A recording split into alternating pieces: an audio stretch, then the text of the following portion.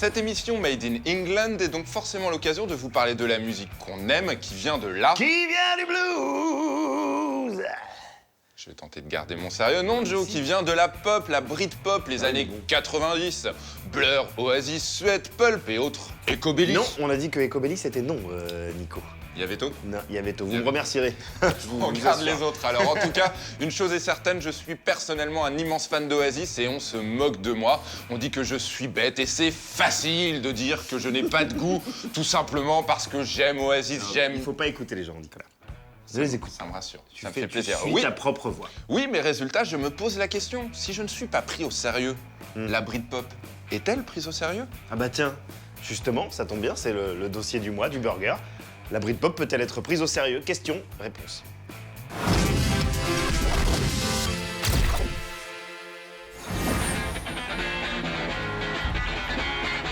Au début des années 90, deux forts courants rock se font face. En Amérique, le grunge de Nirvana et de Pearl Jam règne en maître, tandis que de l'autre côté de l'Atlantique, au Royaume-Uni, le mouvement Britpop vit ses premières heures. En effet, c'est sous une pluie de critiques positives que le groupe Suede fait ses débuts.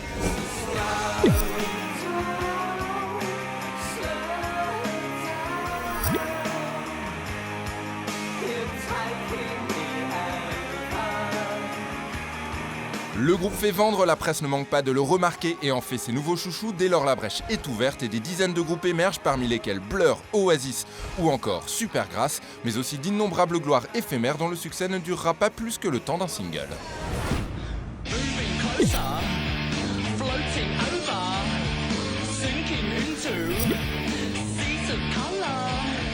Dès le départ, il paraît évident que le terme Britpop est en réalité un terme fourre-tout servant à étiqueter à peu près tout ce qui sort de nouveau dans le Royaume-Uni entre 1992 et 98. Des formations telles que Pulp ou les Stone Roses se voient affiliés Britpop alors qu'ils produisent des singles depuis déjà des années.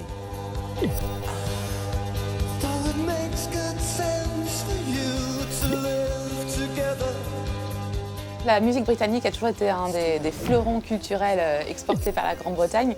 Dans les années 60, bien sûr, il y a les Beatles. S'en suivra bien sûr la British Invasion. C'est ce moment où ce mouvement de tous les groupes comme les Zombies arrive aux États-Unis. Il y aura même plein de groupes britanniques qui ne sont pas du tout connus en Grande-Bretagne, mais qui sont connus aux États-Unis.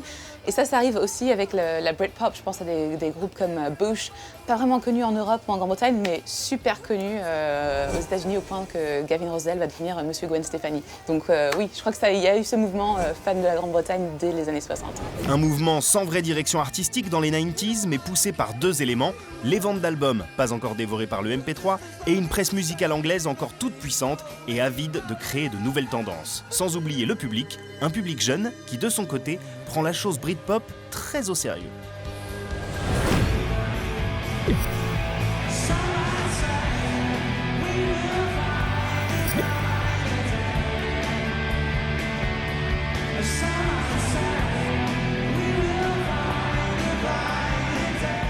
Parce que si la presse dite adulte ne manque pas de dénigrer cette nouvelle vague d'une pop simple, majoritairement basée sur des singles très accrocheurs sortis d'albums faiblards, la jeunesse anglaise en redemande. Elle a pour la première fois depuis des années des idoles auxquelles s'identifier, Jarvis Cocker, Damon Albarn, les frères Gallagher, qui deviennent tous des figures incontournables de la culture UK.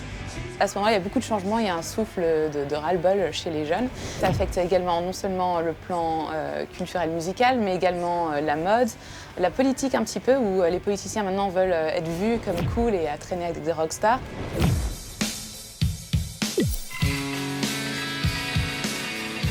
Rappelons qu'à cette époque, le Royaume-Uni traîne derrière lui plusieurs décennies de gouvernance conservatrice Thatcher, mais un jeune homme n'hésitera pas à utiliser les têtes d'affiche de la Britpop comme tremplin. Ce mec, c'est Tony Blair, et en 97, il est élu Premier ministre. Son électorat le plus jeune aura sans doute été séduit par ses affinités avec Noel Gallagher ou le manager d'Oasis, Alan McGee.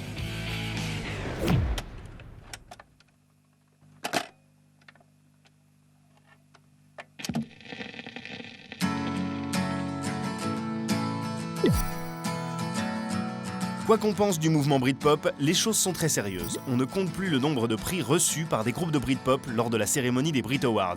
Oasis et ses frères adorés par la middle class britannique vendent 22 millions d'exemplaires de What's the Story, Morning Glory. Quand un groupe comme Blur délaisse la pop pure et dure pour s'aventurer hors de sa zone de confort, c'est très sérieux également. Et il en va de même pour Pulp, qui livre avec This Is Hardcore l'un des albums les plus classe des 90s.